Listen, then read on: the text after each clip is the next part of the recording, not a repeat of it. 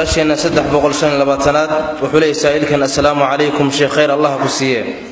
المها ير قرما أيو صغير نقونيا ما مركا ونرال كردشا مس حتى هدو مينما كردشو المها يركا إلهي فضلك يسوي تبارك وتعالى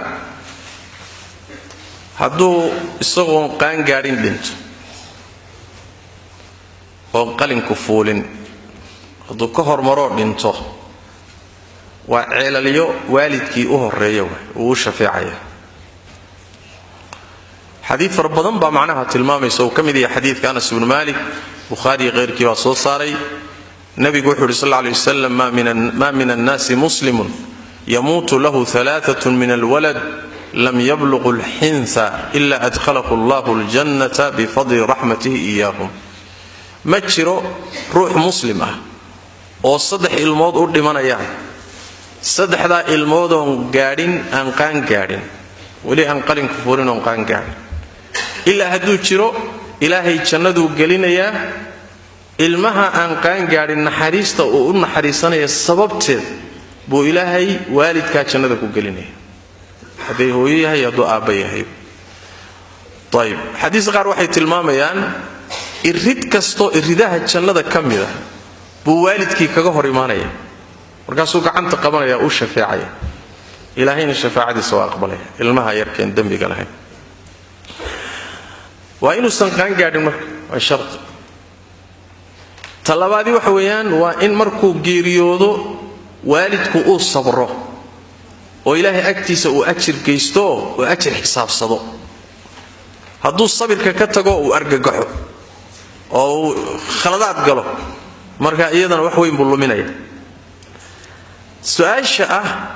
ilmaha aan dhalanin oo nolol ku dhalanin oo uurka ku dhintay ma soo galaya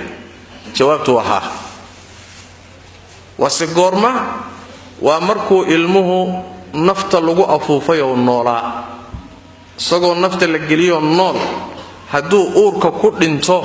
daahirka xadiiska waxaa ka muuqda in uu ilmaha shafeecayo ka mid noqonayo حديث خاص وصو أروننا واجرايو وحديث معاذ بن جبل والنبي صلى الله عليه وسلم والذي نفسي بيده إن السقط لا يجر أمه بسرره إلى الجنة إذا احتسبته إلهي نفتي ذو قعدت كجرتان كل نارتي المها دعسكا هو يدي بوشيدية حدنتيسي أما من ديرتي حدنتي يعني وحوي من ديرتي كل جنيه حدنتي بوشيدية إلى جنة أجيري واسقورما مركور دينتو هدي إلهي أجر يعني كسبتوين أرجحين الصبر توا أحمد بن عجب صاري شغل بانه وحسن بوليه علماء قد كنا وضعيفين يعني سيدا سان الراجح إنه ضعيف هي لكن وحين يقفلا النبي يقول صلى الله عليه وسلم يموت له ثلاثة من الولد صدح الموت أي أودنتان